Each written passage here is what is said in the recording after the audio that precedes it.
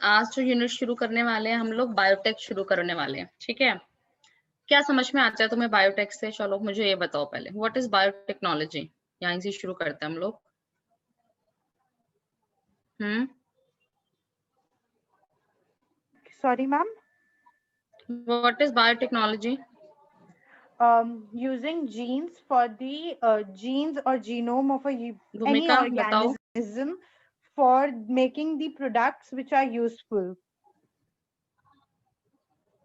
Alright Bhumika, you have any idea what is biotech? हम्म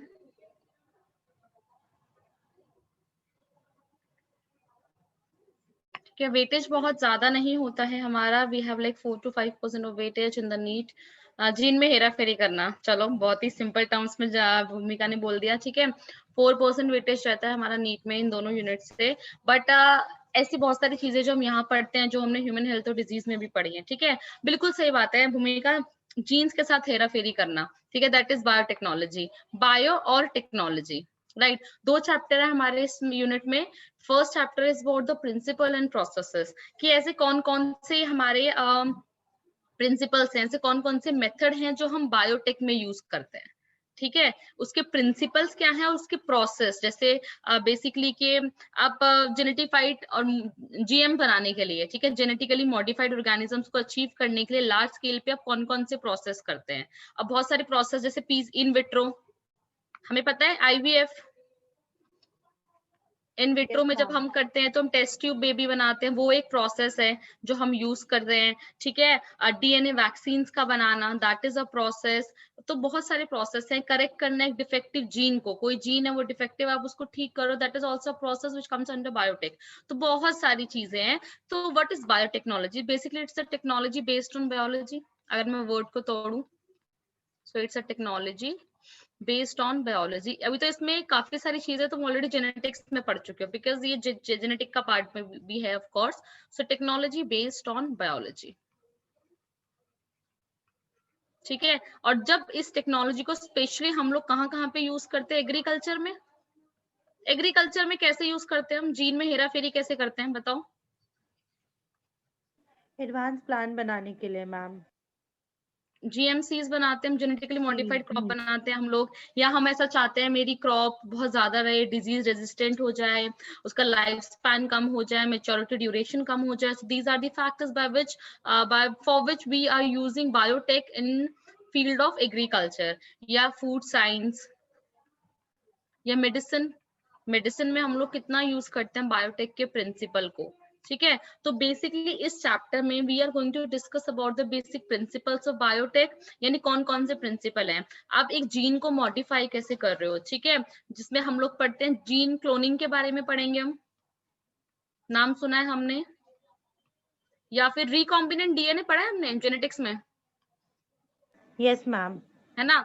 तो हम एक रिकॉम्बिनेंट डीएनए बनाएंगे, उसके बारे में हम लोग इस चैप्टर में पढ़ते हैं। बहुत सारे एंजाइम्स जो इन प्रोसेस में इन्वॉल्व होते हैं, उन एंजाइम्स के बारे में हम पढ़ेंगे, और vector of course, because at the end जो भी हेरा फेरी तुमको करनी है, जो भी फीचर्स तुमको चाहिए, वो तुम्हें एक होस्ट में चाहिए, एक वेक्टर में तुम उसको मैनिपुलेट करके फिर होस्ट में टर्न करते हो, ठीक है। What is a vector? जो ट्रांसपोर्ट करता है। तो वो सारी चीजों के बारे में हम लोग इस चैप्टर में बात करेंगे, ठीक है। So let's see what we have here. See yeast का ब्रेड और वाइन में कन्वर्ट होना, लेक्टोबैसिलस का कर्ड में कन्वर्ट होना, बहुत कॉमन से एग्जांपल है। जो सेकंड चैप्टर है हमारा, एप्लीकेशंस ऑफ बायोटेक, कहाँ कहाँ पे आपने यूज कर लिया। Test tube baby and GMO, ठीक है। Genetically modified organisms are considered as modern biotech. बहुत लेटेस्ट टेक्नोलॉजी है ना, जब शुरू हुआ था तब तो बिल्कुल भी नहीं था ना। एक ऑर्गेनाइजेशन हम लोग यहाँ पे पढ़ते हैं, European Federation of biotech. European Federation of biotech, इन्होंने डेफिनेशन दी है बायोटेक की, the integration of natural science and organism और सेल और पार्ट्स ऑफ, ठीक है, एंड मॉलिक्यूलर एनालॉग्स, कि हम इंटीग्रेट कर रहे हैं नेचुरल साइंस को with any organism, any cell और any part, and their molecular analogs for products and services, for better product and services, ठीक है, to modify things for better results. So that is considered as biotechnology. And who is the father of biotech? जब हम बात करते हैं father of biotech, Paul Berg.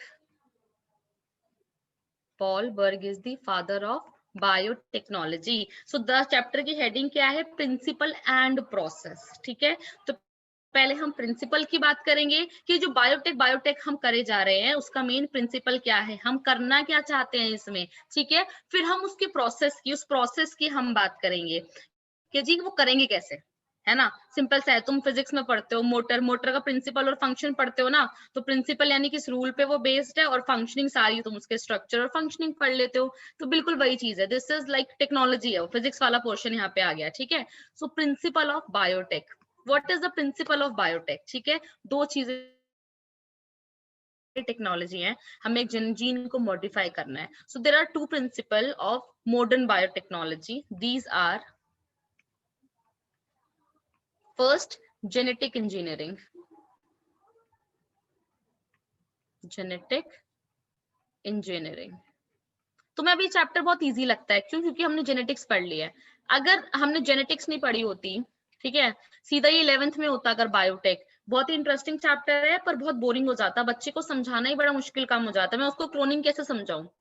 हमने वो पढ़ा था 11th में, मोनेरा में पढ़ा था हमने, रिप्रोडक्शन के थ्रू जब हमने पढ़ा था वो मैक्रोफेजेस वाला, याद है कुछ प्रोकैरियोट्स में, या हमने जेनेटिक्स में क्लोनिंग आरडीएनए के बारे में पढ़ लिया. तो now we are familiar of so many terms, so it becomes easy for us to understand these things.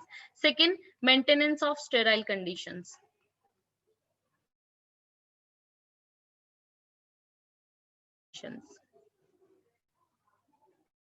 So these are two major principles of modern biotech. What is genetic engineering? बताओ, what is genetic engineering? ये जरा बताओ. Genetic engineering है. Engineering यानी basically it is the technique to alter the chemistry of genetic material. अब एक gene का, अब एक डीएनए का, मतलब मैं चाहती हूँ ये मेरा एक बैक्टीरिया है, ठीक है, मेरा ये बैक्टीरिया है और मैं ये चाहती हूँ कि इसमें ऐसी कोई प्रॉपर्टी आ जाए कि ये हीट रेजिस्टेंट हो जाए. One of my favourite example है, मैंने 11th में तुमको दिया है, हीट रेजिस्टेंट हो जाए. तो मैं इसमें वो जीन इंट्रोड्यूस कराना चाहती हूँ, मैं वो जीन इसके अंदर इंट्रोड्यूस कराना चाहती हूँ. अब यार जेनेटिक लेवल पे बात कर रही हूँ मैं, ये कोई खाना खिलाने वाली बात नहीं है. जेनेटिक लेवल पे मुझे चेंज करना है, मैं चाहती हूँ इसके अंदर ऐसा जीन आ जाए जिससे ये हीट रेजिस्टेंट हो जाए. ऐसे तो को नहीं हो पाएगा, है ना.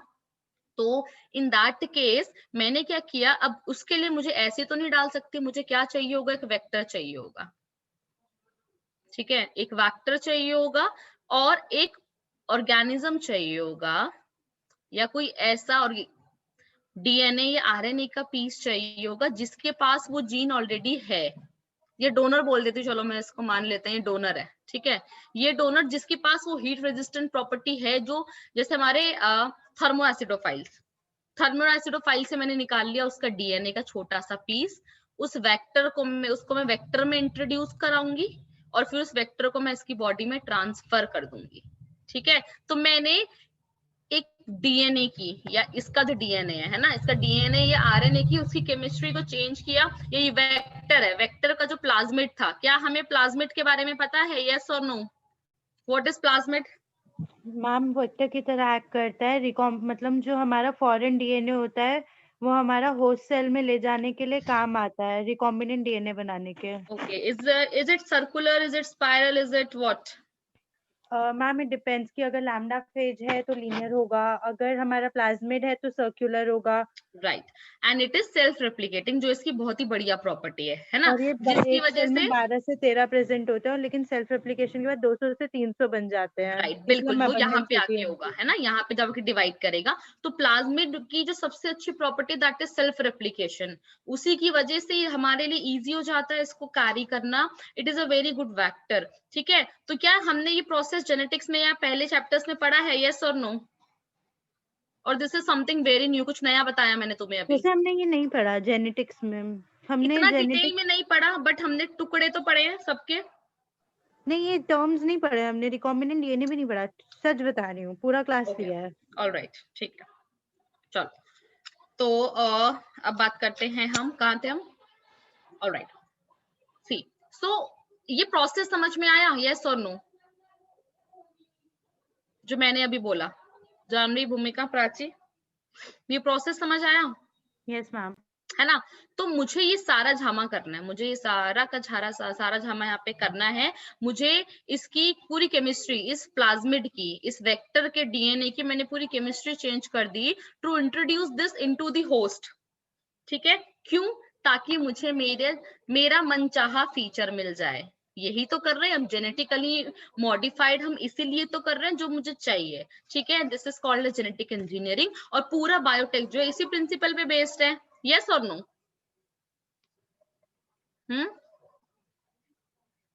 यही तो मेन रोल है हमारा जेनेटिक इंजीनियरिंग का। So it is a technique to alter the chemistry. क्या केमिस्ट्री में मैम? केमिस्ट्री ऑफ जेनेटिक बाबा मटेरियल। ठीक है? Why? To introduce these into host। Host कौन था? ये वाला बैक्टीरिया, दिस वाज होस्ट। ठीक है? So this is the tech, एक मिनट, ये पूरा का पूरा प्रोसेस ना, ये RDA वाला, ये सारा का सारा तुमको मैंने उसमें भी पढ़ाया था, प्रोकैरियोट्स में, ये वाला पूरा genetic introduce into the host organism. ठीक है? And change the phenotype. ठीक है? Of host. So this is genetic engineering, जो पहला प्रिंसिपल है। ये समझ में आया? यस और no? Is it clear girls? Yes ma'am. है ना? बस कंसेप्ट है, पता है थियोरी बहुत है लिखने वाली। अगर लिखने वाली जैसे स्कूल एग्जाम्स के लिए we are going to have theory in this chapter, but फायदा क्या है कि कंसेप्ट बहुत सही है। हमने 2-3 ऐसे स्लाइड्स में ऐसे कीड़ा मार के हमने कंसेप्ट समझ लिया ना, तो तुम्हें पता तुम्हें लिखना क्या है। That is so easy for you to write. तो वैसे वाला थियोरी है, मैकेनिज्म है प्रॉपर। ठीक है? So next, maintenance of sterile condition. तुम जो ये सारा प्रोसेस करा रहे हो, है ना, तुमने डोनर के डीएनए को कट किया जो तुमको चाहिए, उसको वेक्टर में इंट्रोड्यूस कराया जैसे प्लाज्मिड होता है, और इस वेक्टर को फिर तुमने होस्ट में किया, फिर होस्ट की बॉडी में वो रेप्लिकेट करेगा जाके, और वो प्रॉपर्टी उसमें इंट्रोड्यूस होगी, है ना? इस सारे प्रोसेस को स्टेराइल रखना बहुत जरूरी है। ठीक है? सो माइक्रोबियल कंटामिनेशन फ्री एम्बियंस बनाना हमारे लिए बहुत जरूरी हो जाता है। क्यों? ताकि हम आगे जाके, ये तो अभी हम बैक्टीरियल लेवल पे या छोटे सेल्यूलर लेवल पे या इन विट्रो लेवल पे प्रैक्टिकल्स करते हैं। जितने भी ऐसे रिसर्च या थ्योरीज होती हैं, सब पहले बहुत ही सेल्यूलर लेवल पे होती हैं, है ना? सीधा इंसानों में नहीं डाल दी जाते, किसी के भी जीन को ह्यूमन में नहीं कर देते। तो हमें बहुत जरूरी है कि हम इनका बिल्कुल स्टीराइल एनवायरमेंट रखें, ताकि सबसे पहली चीज कि हमारा लार्ज क्वांटिटी बने। ठीक है? जो बायोटेक हमें रिजल्ट यहाँ पे लेके आना, उसकी लार्ज क्वांटिटी, अच्छी क्वांटिटी हम बना सके, और हमारा जो एक्सपेरिमेंट है वो फुल प्रूफ रहे। So maintenance of sterile condition is very important. Is it clear? Yes ma'am. चलो, ये बात हमें समझ में आई है। आगे देखते हैं what we have in the slides. Concept of genetic engineering, ठीक है, जो मैंने तुम्हें समझाया वही बात ये बोल रहे हैं। Altering the chemistry of genetic material, inserting the modified RNA और DNA इनटू होस्ट, ताकि हम उसके कैरेक्टर्स को चेंज करा पाए। बिल्कुल सही बात है, this is genetic engineering. Asexual reproduction preserves the genetic material. पता है हमें कोई वेरिएशन नहीं आता, और sexual reproduction permits the variation, इसलिए उसका एडवांटेज भी होता है। बहुत ही सिंपल सा स्टेटमेंट है। We are very well. Now this slide is important. Animal hybridization is very common method, कि मतलब मैं जेनेटिक, अभी हम बात कर रहे हैं कि जीन में ही कुछ कर दो, लेकिन पहले जब ऐसे फीचर चाहिए होते थे, जब शुरू हुआ ये जेनेटिक वाला कॉन्सेप्ट, अभी हम मॉडर्न बायोटेक पढ़ रहे हैं। ठीक है? तो ऐसे ही तो नहीं इतना ज्यादा सीधा, मतलब तुम इंजेक्शन लेके सेल के न्यूक्लियस के अंदर, क्रोमोसोम के अंदर, DNA के अंदर जीन में अल्टरेशन कर रहे हो। ठीक है? वो अभी से तो ऐसा पॉसिबल नहीं है। तो जितने ट्रेडिशनल मेथड थे ना, ट्रेडिशनल प्लांट और एनिमल हाइब्रिडाइजेशन, सीधा यही करते थे। ठीक है? तो बहुत ज्यादा hybridization methods are often leads to inclusion of undesirable trait and character। कि उस केस में जब हम सीधा ब्रीडिंग करा देते थे ना, तो अच्छे कैरेक्टर तो आते ही थे, लगे हाथ अनडिजायरेबल ट्रेट और कैरेक्टर्स भी आ गए थे। ठीक है, तो हमें क्या जरूरत थी कि जेनेटिक इंजीनियर ने क्या जेनेटिक इंजीनियरिंग ने क्या किया, इसने इस चीज को रिमूव कर दिया। ठीक है, इसने इस चीज को रिमूव कर दिया। It overcomes this limitation. ठीक है, so this limitation is overcome bye genetic engineering. This limitation is overcome bye, क्योंकि उसमें मैं जीनी हीट रेजिस्टेंट का डाल रही हूँ, कोई और प्रॉपर्टी आ ही नहीं सकती है ना। So this limitation by genetic engineering. इतनी बात समझ में आई? यस और नो? ऑल राइट, ठीक है, चलो next, let's see what we have next. See techniques like recombinant DNA, ये लेफ्ट में रिकॉम्बिनेंट डीएनए। ठीक है, जीन ट्रांसफर, ये जीन ट्रांसफर हमने सीधा पढ़ा है। ठीक है, एक जीन को help eliminates the inclusion of undesirable characters. इससे क्या हुआ कि जो हमें चाहिए था वही आया फीचर, और कोई फीचर का जीन ही हमने छेड़ा-छाड़ी नहीं करी तो कुछ भी नहीं आएगा। ठीक है, see a foreign DNA strand can not replicate on its own. ठीक है, कि अगर मैं ये सोचूं ये होस्ट है, ये मेरा होस्ट सेल है। ठीक है, मैं सीधा क्या करूं, ये डोनर का डीएनए है और डोनर का डीएनए इंजेक्शन से सीधा से डाल दिया, क्या होगा? कुछ नहीं होगा। बॉडी इसको, ये सेल इसको as a foreign substance treat करेगा और इसको हटा देगा। क्यों? क्योंकि ये खुद से रेप्लिकेट ही नहीं कर सकता। So for the replication of foreign DNA it must be part of the chromosome that has origin of replication. समझे? यानी सेल्फ रेप्लिकेटिंग। और आई के बारे में पढ़ा है हमने, यस और नो? और ओरिजिन ऑफ रेप्लिकेशन। सो जो सेल्फ रेप्लिकेटिंग प्रॉपर्टी होती है, हमें उसके साथ कंबाइन करके इसको डालना पड़ता है ताकि वो बॉडी में जाके खुद से डिवाइड कर सके। ठीक है, सो इतना हम बेसिक, मैंने पूरा बेस समझाया तुमको। ठीक है, अब मतलब यही चीज हम रिपीट करेंगे बार बार, इसी प्रोसेस को हम डिटेल में पढ़ेंगे। Recombinant DNA, what is recombinant DNA? ठीक है, मैं जब से बोले जा रही हूँ कि रिकॉम्बिनेंट डीएनए होता क्या है। मतलब मान लो हम यहाँ पे जीन क्लोनिंग कर रहे हैं, मैं एक ही प्रोसेस को अब तीसरी बार समझा रही हूँ। क्यों? ताकि ये बेस क्लियर हो जाए। एक बार ये बेस क्लियर है, पूरा चैप्टर क्लियर हो जाएगा। बाकी चीजें तो बहुत ईजी है समझना। ठीक है, जब तक तुम्हें वो ब्लूप्रिंट, किसी भी मैकेनिज्म का एक ब्लूप्रिंट पता होना बहुत जरूरी है। उसके बाद फिल इन द ब्लैंक्स हम करते रहेंगे बाद में। तो सबसे पहले दिस इज अ वेक्टर, मान लेते हैं दिस इज अ वेक्टर। ये हमारा मेरा एक fragment of DNA, let me change the colour. ठीक है, what is this vector? This vector is plasmid, of course we are using plasmid। और ये मेरा क्या है? Fragment of DNA.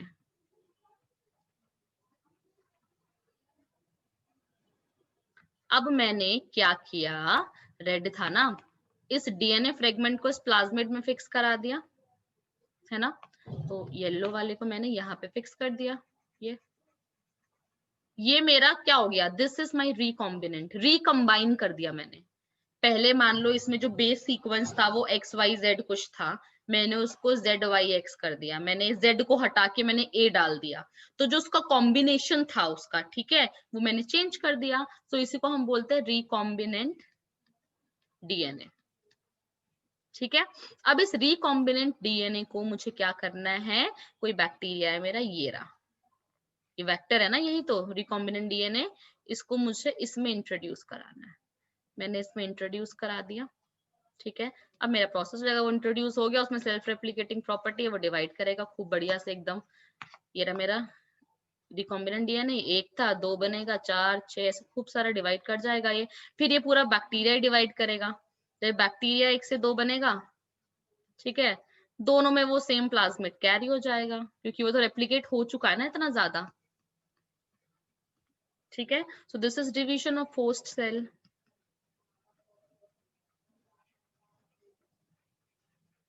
ठीक है, this whole method is method of gene cloning. आई बात समझ में? यस, ऑल राइट, क्लियर है? इतनी बात हमें क्लियर हो गई। अब हमें ये देखना है कि सबसे पहले मतलब क्लोनिंग का मतलब होता है क्लोन बनाना, तो it is making identical copies of any template of DNA. तो हमें इसकी बहुत सारी कॉपी बनानी थी, मेरे पास आ गई बहुत सारी कॉपी। अब ऐसे डिवाइड होता रहेगा, लैब में मेरे पास इतनी सारी क्लोन्स इकट्ठे हो जाएंगे, तो उसके बाद I can use that particular segment of DNA, I can extract it. पहले एक ही था ना, now I can extract it, I can inject it whenever I want. वो प्रॉपर्टी आ गई मेरे पास, है ना, वही हम करते हैं। सो नेक्स्ट हमारे पास है राइज ऑफ रिकॉम्बिनेंट डीएनए।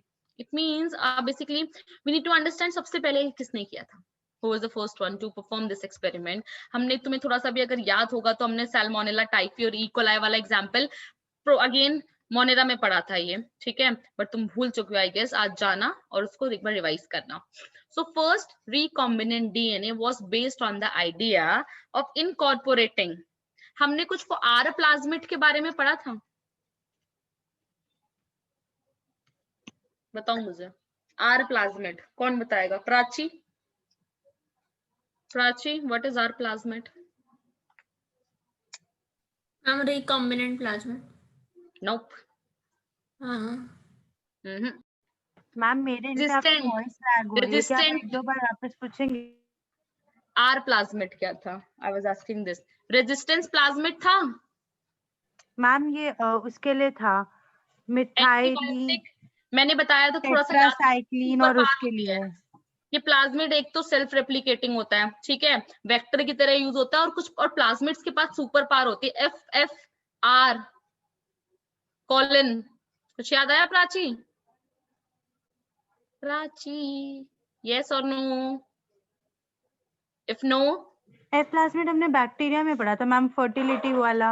हाँ तो वही तो बता रही हूँ, उसमें F3 पढ़े थे, F भी पढ़ा था और R भी पढ़ा था वहीं पे।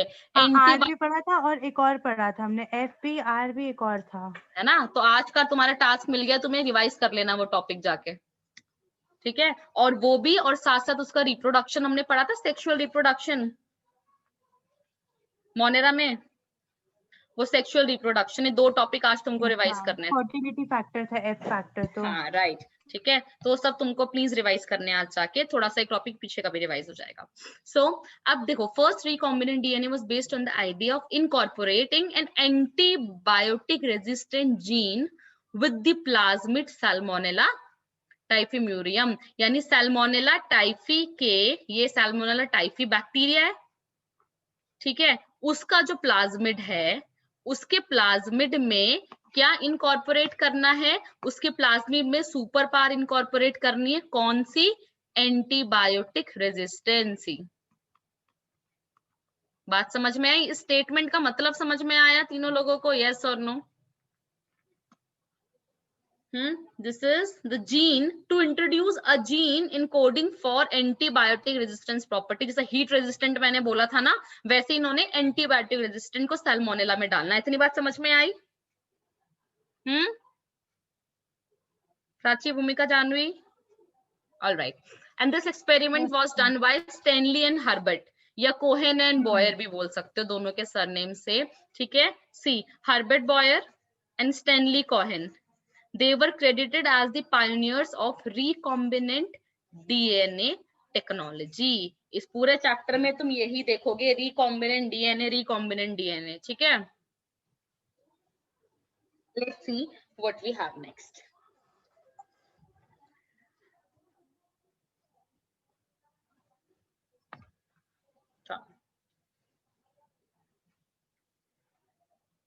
इन्होंने क्या किया, जो हमने पूरा प्रोसेस पढ़ा, सेम वही चीज है। दे व्हाट दे डिड, इसमें ईयर मेंशन नहीं किया इन्होंने शायद ना, इट वाज लाइक अराउंड 1972, ठीक है। इन्होंने क्या किया, सबसे पहले एक पीस ऑफ डीएनए कट किया, cutting a specific part of plasmid that contain the gene for antibiotic resistance, ठीक है। पहला काम, जो हमारे वाला डायग्राम था ना, जो हमने बनाया था, अपना खुद ही बना लेते हैं दोबारा। तो सबसे पहला काम इन्होंने किया, वो जो हमारा डिजीज एंटीबायोटिक रेजिस्टेंट प्रॉपर्टी वाला जो जीन था ना, उसको कट किया, ठीक है। सो सबसे पहले what they did was they cutted out a piece of DNA, ठीक है। तो first step was cutting of piece of DNA, ठीक है। फ्रॉम प्लाज्मिड, ठीक है, जिसमें वो एंटीबायोटिक रेजिस्टेंट प्रॉपर्टी थी। और काटने का काम कौन सा एंजाइम करता है? चलो अब थोड़ी सी अपनी नॉलेज निकालो। जो कटिंग वाले एंजाइम होते हैं उनको क्या बोलते हैं? बताओ, कुछ याद है तो? पॉलीमरेज जोड़ने वाले को पॉलीमरेज इनिशिएट करते हैं, लाइगेज जोड़ते हैं, और तोड़ता कौन है? Cutting, scissor, molecular scissor, molecular scissor. पढ़ा तो था मैंने। Restriction enzyme, restriction enzymes, endonuclease enzyme. Right, with the help of restriction इसमें भी एंजाइम्स, ठीक है। 3 टाइप के होते हैं, एक एंडो एंड वाले एक्सो को पढ़ेंगे करते हैं, अभी, एंडो एक्सो, और एक वो जो बीच वाले को करता है, एक राइट, बिल्कुल, वो 5। तीनों हाँ, चीजें हम इस चैप्टर में पढ़ेंगे, ठीक है। वहां सिर्फ हमने नाम पढ़े थे थोड़ा सा। So with the help of restriction enzyme, ये काम इन्होंने किया, carrying gene for antibiotic resistancy, ठीक है। चलो अब पढ़ते हैं statement. Cutting a specific part of plasmid, यानी specific part that contain the gene for antibiotic resistance in bacteria using restriction enzyme, ठीक है। रिस्ट्रिक्शन इज मॉलिक्यूलर सीजर, इनको मॉलिक्यूलर सीजर बोलते हैं, ठीक है। अब इस पीस ऑफ डीएनए को, ठीक है, लिंक करेंगे। A short summary of creating, क्या कह रहे ना, कुछ नहीं किया उन्होंने, ठीक है। सो अब इन्होंने क्या किया, उस पीस ऑफ डीएनए को, ठीक है, उसको हम वेक्टर के साथ जोड़ेंगे, यस और नो, यही प्रोसेस है, है ना। तो piece of DNA is joint with vector, same process जो मैंने अभी बताया, विद वेक्टर, ठीक है, यानी प्लाज्मिड डीएनए। जोड़ने का काम कौन सा करता है, कौन करता है? इसको जोड़ने का काम कौन करेगा, जल्दी से बताओ, कौन सा एंजाइम? लाइगेज। डीएनए है तो कौन सा ligase? DNA ligase. DNA ligase, ठीक है। तो सिंपली डीएनए लाइगेज इनको जोड़ देगा, ठीक है, उनको जोड़ देगा। अब ये हमारा बन गया, leads to formation of recombinant DNA. तो ये बन गया जी हमारे रिकॉम्बिनेंट डीएनए, जो डायग्राम अभी मैंने बताया था, ठीक है। अब अब रिकॉम्बिनेंट डीएनए, नेक्स्ट स्टेप बताओ। चलो अब इतना कुछ बता दिया मैंने, सेम स्टेप है। नेक्स्ट स्टेप क्या होगा, क्या करेंगे हम इस रिकॉम्बिनेंट डीएनए का? होस्ट में डालेंगे, ठीक है। हमारा डोनर कौन था? Typhi, salmonella typhi. होस्ट है तुम्हारा कौन, बताओ? ई कोलाई, ठीक है। So this recombinant DNA introduced into E coli, ठीक है। ई की फुल फॉर्म बता सकते हो मुझे जरा? मुझे याद नहीं आ रही है, बहुत टाइम हो गया ना पढ़े हुए। ई की फुल फॉर्म बताना। हिस्टेरिया। ठीक है, इस्चेरिशिया कोलाई, ठीक है, याद रखना। ओके, वही and is very related to salmonella, right. तो अब ये क्या करेगा, देन रेप्लिकेशन अकर्स,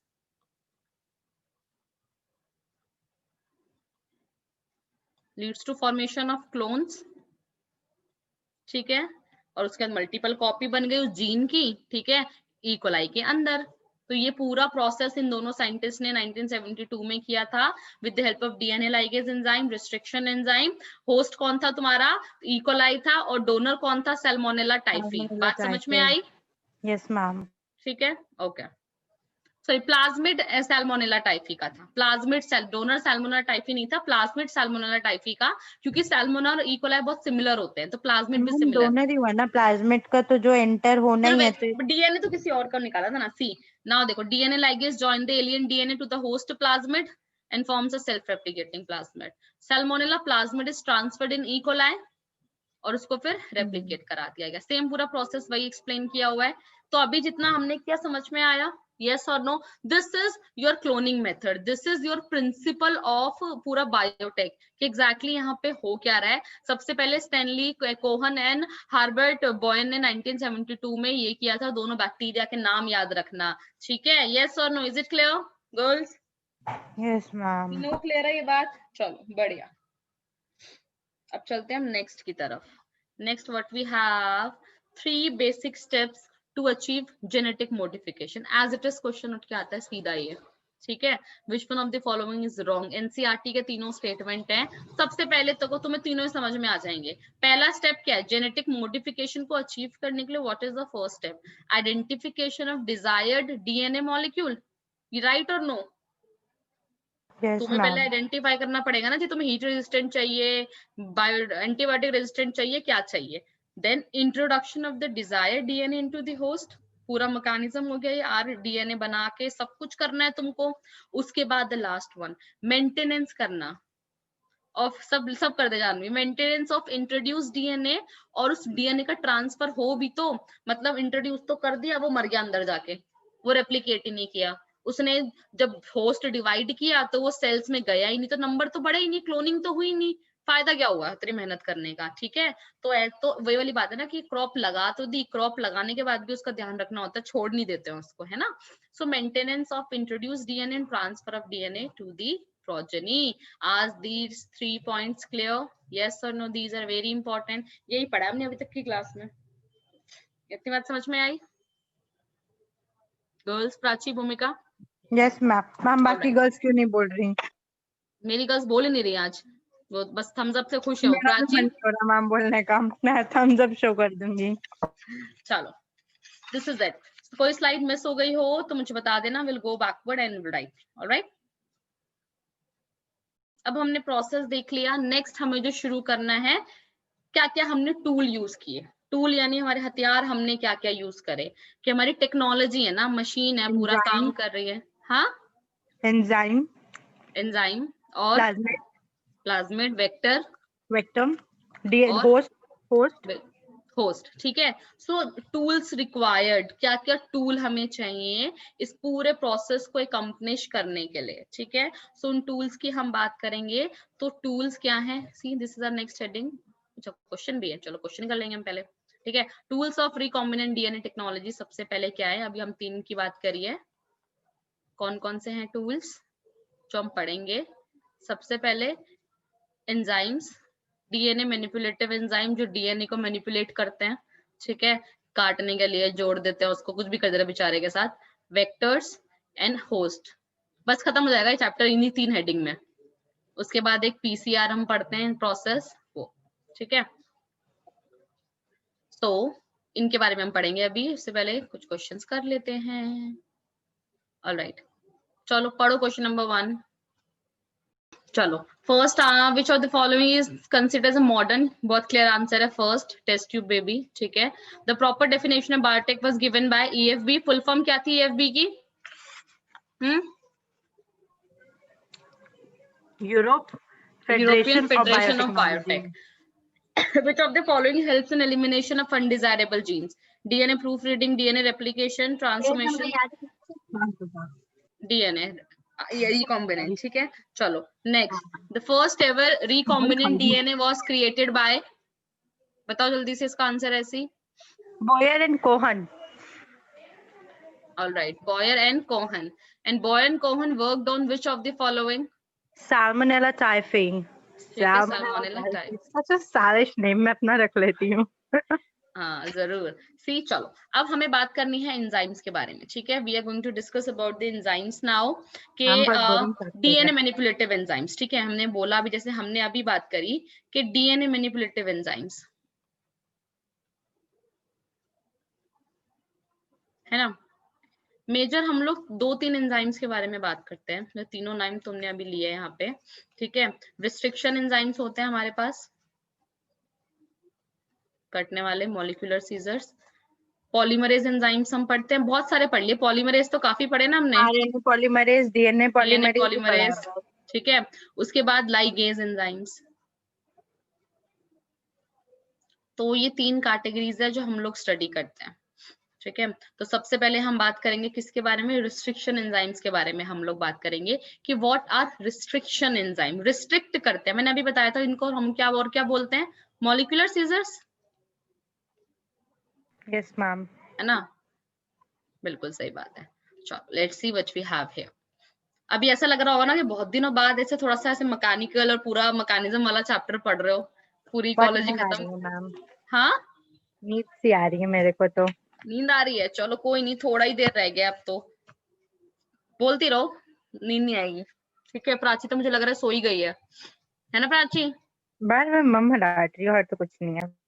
और मैम मेरी बहन, मैंने ये चैप्टर लर्न कराया था, देखो आज आप तभी बोल पा रही हो तब से। चलो कोई बात नहीं, उसको भी क्रेडिट देना बनता है, पूरा दिन झेलती है वो तुम्हें बेचारी, है ना, तो इतना क्रेडिट तो बनता है उसका भी। आप भी बड़ी बहन, आपको पता ही होगा कौन किसको झेलता है। नहीं नहीं कोई बात नहीं, फिर भी मैं छोटी वाली को ही खुश करूंगी अभी।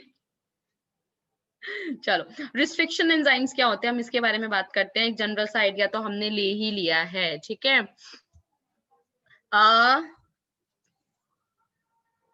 राइट, तो एक हम लोग थोड़ी सी हिस्ट्री की बात करते हैं, ठीक है, कि हमें कि कुछ हिस्ट्री में अगर तुम जाओगे तो देखो ये इन 1963, ठीक है, 2 एंजाइम्स रिस्पॉन्सिबल फॉर रिस्ट्रिक्शन, ठीक है, 2 ऐसे एंजाइम थे जो रिस्ट्रिक्ट कर ये तो रहे थे। मैकेनिज्म है ना मैम, हाँ पूरा ये तो मैकेनिज्म है ना कि मिथाइल उसके अंदर वाले को बचा के रखता है प्लाज्मिड को, और ये बाहर से आए हुए को कट कर देता है डीएनए बिल्कुल कटिंग। बिल्कुल वही, ठीक है।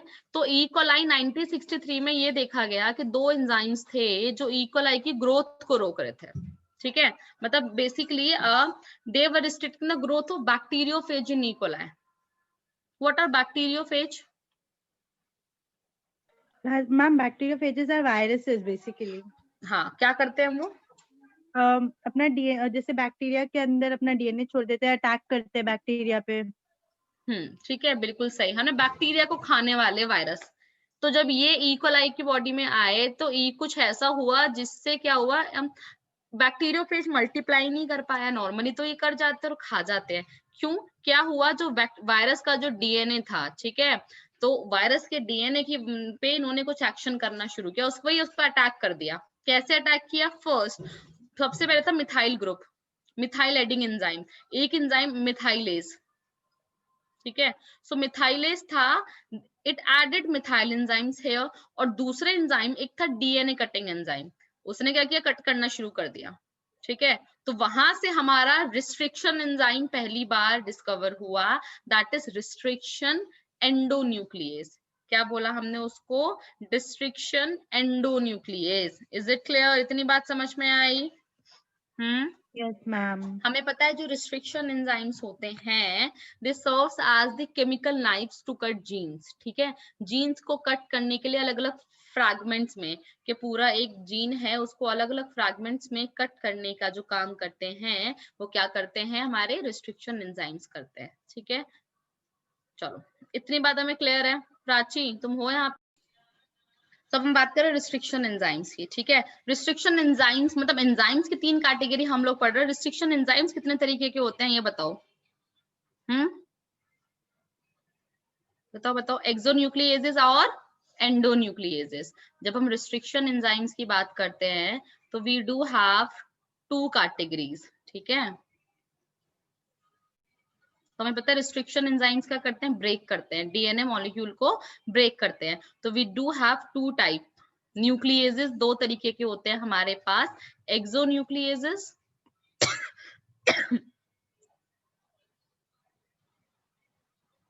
And एंडोन्यूक्लियेजेस।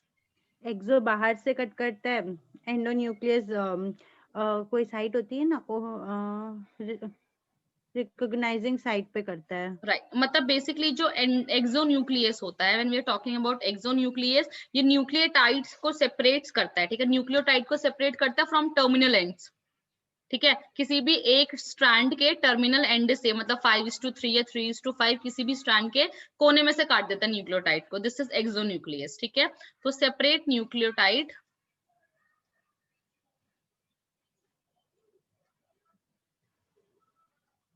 From terminal end of DNA,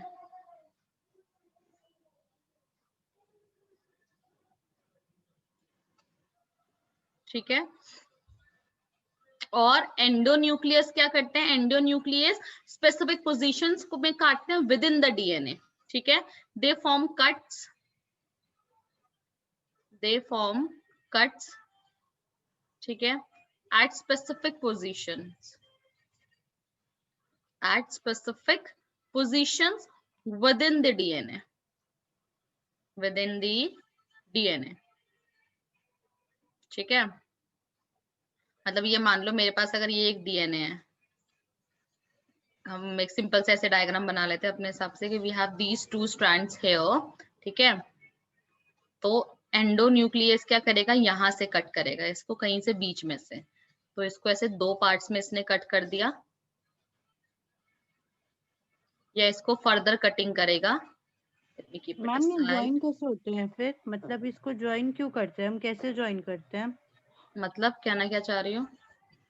मतलब ये तो अलग अलग हो गए तो 2 हो जाएंगे, तो हमें तो सिंगल ही रखना होता है, मेंटेन रखना होता है, तो इसके बीच में हम क्या जोड़ेंगे? अरे क्वेश्चन क्लियर नहीं हुआ, क्वेश्चन दोबारा क्लियर करो ठीक से, कहना क्या चाह रहे हो? चलो, so now we are back to our topic, exonuclease endonuclease. Endonuclease ने ऐसे बीच में से काट दिया, एक्सोन्यूक्लियस क्या करेगा, इसको कोने पे से काटेगा, ठीक है। इतना बड़ा मेरे पास था ये डीएनए का, बहुत ही फर्जी डीएनए बना रहे हैं हम, पर कोई बात नहीं, समझना है हमें, ठीक है। तो ये कोने में से कट करेगा बस इसको, ये सेंटर का ऐसे ही रह गया, ये कॉर्नर पे से कट करेगा, ठीक है। So this is the function of exonuclease. पहले इतनी बात समझ में आई, यस और नो, है ना? Yes, ma'am.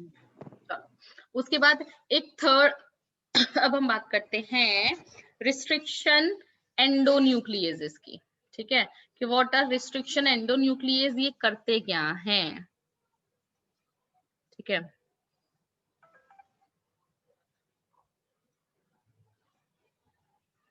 Restriction endonuclease specific site पे कट करते हैं, रिकॉग्नाइजिंग साइट पे कट करते हैं, बिल्कुल जिसकी सही। वजह से और वो इनएक्टिव हो जाता है जीन। मतलब जैसे अगर मैं टेट्रासाइक्लिन वाले पे कट करवा रही हूँ एंडोन्यूक्लियस रिस्ट्रिक्शन, तो उसको कट करेगा तो एरिया इनएक्टिव हो जाएगा, तो जब मैं दूसरा करूंगी तो वो रेजिस्टेंस शो नहीं करेगा उस पर्टिकुलर उसके लिए, टेट्रासाइक्लिन के लिए। ठीक है, ऑलराइट। तो हम रिस्ट्रिक्शन एंडोन्यूक्लियस की जब हम बात करते हैं, तो रिस्ट्रिक्शन एंडोन्यूक्लियस सबसे पहले डिस्कवर किसने किए थे? हरगोविंद खुराना। नहीं, 3 साइंटिस्ट थे, ठीक है। डब्ल्यू आर्बर, अच्छा हाँ। ठीक है, H Smith, Arber, Smith and Nathans, ठीक है, एंड डी नेथन्स, निथिन तो नहीं मेंशन, आर्बर स्मिथ मेंशन है। ठीक है। तो दे डिस्कवर्ड बेसिकली दीज एंजाइम सबसे पहले, अगर मैं बात करूं, ठीक है। What it does, what restriction enzyme does, they it cut the strands at specific site, ठीक है, या फिर cut the strand at a specific base sequence in palindrome site. What is palindrome? Palindrome का मतलब क्या होता है जो बच्चों? आगे से और पीछे से सेम हो, जैसे 1 to 1, नन, मैम। बिल्कुल सही बात है, मलयालम, है ना, जो आगे से पीछे से स्पेलिंग सेम हो, पढ़ने में बिल्कुल सेम आए। So I can say what they does, they cut the DNA, they cut the DNA at specific base sequence, at specific base sequence, ठीक है, in palindrome, तो इंग्लिश टर्म है ना, palindrome site, it's not a biological terms, they are chemical scalpels और biomolecular scissors, ठीक है, वो सब चीजें। पहला रिस्ट्रिक्शन एंडोन्यूक्लियस जो डिस्कवर हुआ था वो कौन सा था? हिंड 2। हाइंड 2। किससे डिस्कवर हुआ था ये? इकोलाई। ना ना, हिंड 2 इन्फ्लुएंजा आर्टिफिशियल। किससे होता है? क्या? इन्फ्लुएंजा सबसे कॉमन बैक्टीरिया कौन होता है? Common cold respiratory influenza bacteria. Influenza अलग होता है, कॉमन कोल्ड अलग होता है। नहीं, होता दोनों एक ही से है, लेकिन मैं बस सोच रही थी नाम। कॉमन कोल्ड तो राइनो से होता है, और जो इन्फ्लुएंजा है वो bacteria. The first restriction endonuclease was Hind 2, ठीक है, सबसे पहले, फ्रॉम हीमोफाइलस इन्फ्लुएंजा,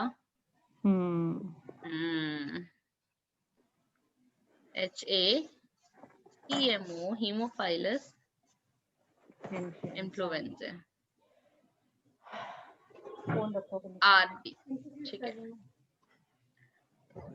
तो ये था सबसे पहले, इतना तो तुमको याद रखना। हाइंड 2 से यहाँ से क्वेश्चंस मिलेंगे तुम्हें प्रीवियस ईयर में पूछे हुए, ठीक है। इतनी बात समझ में आई? Yes ma'am. ये मिल दिए, देखा हमने कि जो हिंट 2 है ना, इट वाज फाउंड दैट जो हिंट 2 है, what it does, it always cut DNA molecules at a particular point, ठीक है, हमेशा पर्टिकुलर पॉइंट पे ही डीएनए को आपको ये कट करता है, ठीक है। 6 बेस पेयर का डीएनए होता है जिसको ये कट करता है। सो लेट्स सी आगे क्या है स्लाइड्स में। सी Recognition site of HIN2 was the first restriction enzyme to be discovered and isolated. 92 more restriction have been discovered since discovery. So in more than 900 restriction enzymes have been discovered by now. 23 E. coli में से. Right. So what it does? See, HIND2 makes blunt ends. ये क्या करता है? Blunt ends बनाता है. What it does? ये 5 वाला, ये पूरा जो पेयर दिख रहा है आपको, GTC, GAC, NCAG, CTG, ठीक है, इसको यहाँ से ये कट करता है. So recognition site of HIND2 where it always splices the DNA is this. ठीक है, ये रेड वाला जो तुमको दिख रहा है, it always cuts like this. बात समझ में आई? GTC CATG याद रखना. ये देखो GTC, then ये सीक्वेंस याद रखना प्लीज, दिस इज इंपॉर्टेंट. फटाफट से स्लाइड को लिख लो, उसके बाद आगे चलें. We need to study about, अभी इसका पूरा डिटेल में हमें देखना है, इसका मलयालम वाला सीक्वेंस और बहुत सारी चीजें भी इसमें हमने पढ़नी है एंजाइम्स के बारे में. फिर हमें डीएनए और पूरा रिस्ट्रिक्शन एंजाइम का वर्किंग भी मैं तुमको बताऊंगी दोबारा से. So we do have lots of things. तो कोई बात नहीं, अगली क्लास में कंटिन्यू कर लेंगे. अभी जितना हमने कल डाउट क्लास है ना हमारी? हाँ, डाउट क्लास है आपकी कल. ठीक है, तो मैं अच्छे से लिख कर रखूंगी डाउट क्या है, एक इंग्लिश वर्ड में. नो प्रॉब्लम, समझ आ जाए जाके, वरना मैं समझाती रहती पूरी क्लास में. ठीक है, कोई दिक्कत नहीं है. चलो, bye bye. Bye ma'am, thank you, bye. Alright.